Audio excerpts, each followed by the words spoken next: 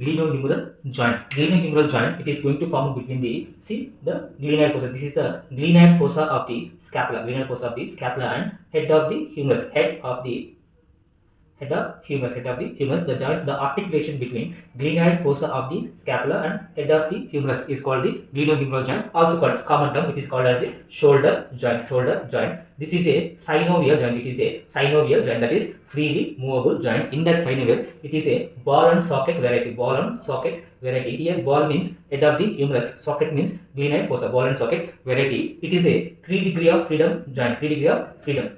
That means total 6 movements will be there. And one more point, it is a triaxial joint. It is a triaxial joint. Triaxial means, tri means 3, axial means 3. So total 3 axes will be there. Total 3 axes will be there. That is also same. 6 movements will be present in this glenohumeral joint. And at the same time, if you see articular surfaces, the head of the humerus, it is big. It is big, mean larger size compared to the glenoid fossa of the scapula.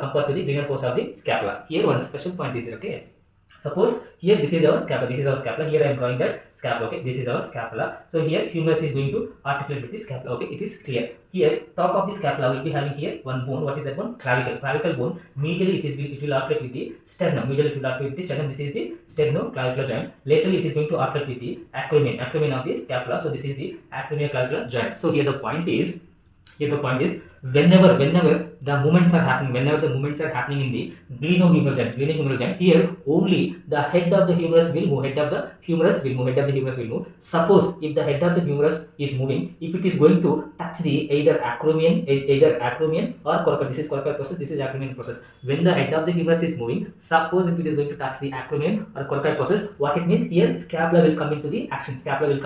Nothing but movement. If once the scapula is involved in the movement, means it is going to create the movement in the scapulothoracic joint, as we know. And at the same time, scapula here, AC joint, acromioclavicular joint will involve, and sternoclavicular joint will involve. So that's what the function of the shoulder complex. All the joints integratedly work together to create the or to increase the range of motion. If the scapula is involving, means it is going to create the movement in the scapulothoracic joint, acromioclavicular joint, and sternoclavicular joint. Okay.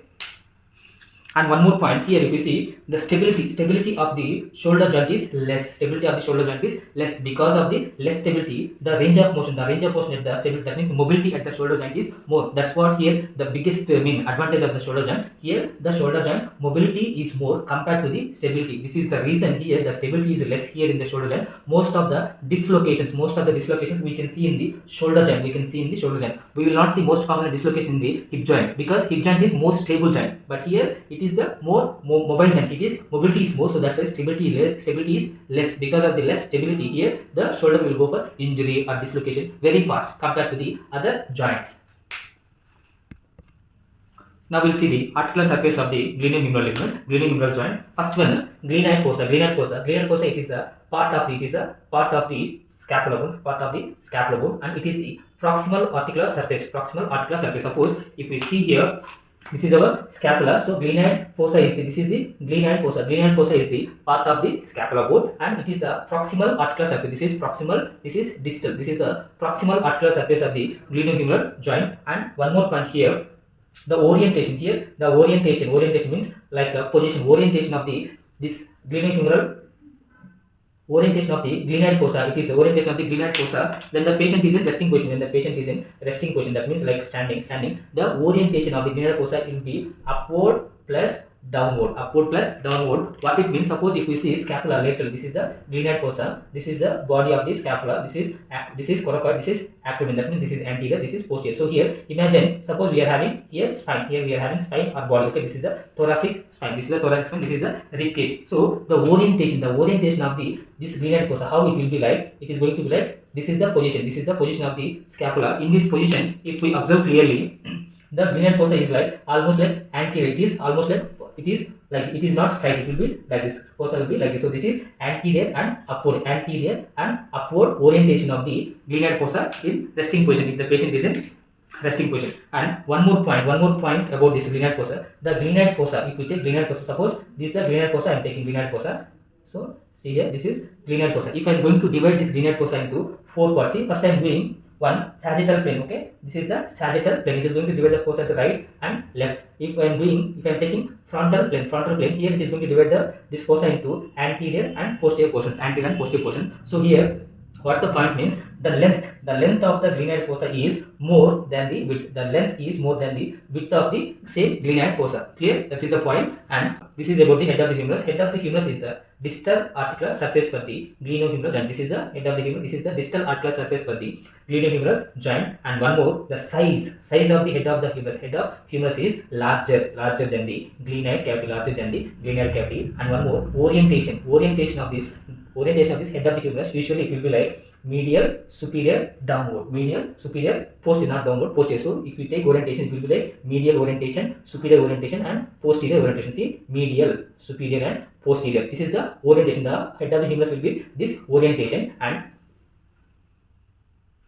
And one more point, if we see one more point, suppose if you are going to take the humerus like this, so if we make an angle to the head of the humerus, one line from the head of the humerus and one line to the length of the shaft of the humerus, here it is going to make an angle 130 degrees to 150 degrees, 130 to 150 degrees. Here the angle is very easy. One axis will draw to the center of the head of the humerus, one axis to the shaft of the humerus. The angle which is formed between these two, it is the 130 to 150 degree. This angle is nothing but the angle of inclination, of the humerus. Okay, and one more point here we discuss inclination angle, and one more angle is there, that is angle of torsion. That one is the angle of torsion. Okay, angle of torsion. What is this angle means? Suppose if you see, this is the head of the humerus, so here will be having shaft, here will be having lower ends. Okay, lower ends. Angle of inclination we will see in the frontal plane. This we will see in the frontal plane. Angle of torsion we will see in the transverse plane. How to see this transverse plane means, suppose here we have to draw one line to the one line to the lower end of the, that means condyles of the humerus, and at the same time one line from the head of the humerus, the angle which is formed between these two, it is the angle of torsion. Now I will make you understand how to understand this. So one line here. Suppose I am drawing head of the humerus like this, this condyles I am keeping here to make you understand. Now clear, no? So one line I will draw like this to the condyles and one line to the head of the humerus. Same like this here. It is now we are seeing in frontal plane, that is we are seeing anteriorly. Actually this angular portion we should see in transverse plane, so that we have to, suppose I will explain. Suppose this is the condyle of the humerus, this is the head of the humerus. We have to take like this is the frontal plane. Okay, we are seeing anteriorly. Now if we want to measure the angle of torsion in transverse plane, we have to see like this. That means what it means, here from here our eye will come here, from here we will see these are the condyles, from these condyles, and we are going to see the head of the humerus. From these condyles we are going to see the head of the humerus. Through the condyle one line will draw, and head of the humerus one line. So that's how I mentioned here. So this is the lower end condyles of the humerus, and this is the head of the humerus. The angle which is formed here, that is almost 30 degrees. This angle is nothing but the angle of torsion of the humerus. This angle of torsion also called as the retrotorsion, because here the head of the humerus will be placed orientation. Here we discussed orientation, superior plus medial plus posterior. Because of the posterior orientation of the head of the humerus, here we can say it is like a retrotorsion. So this is about the articular surface of the glenohumeral joint.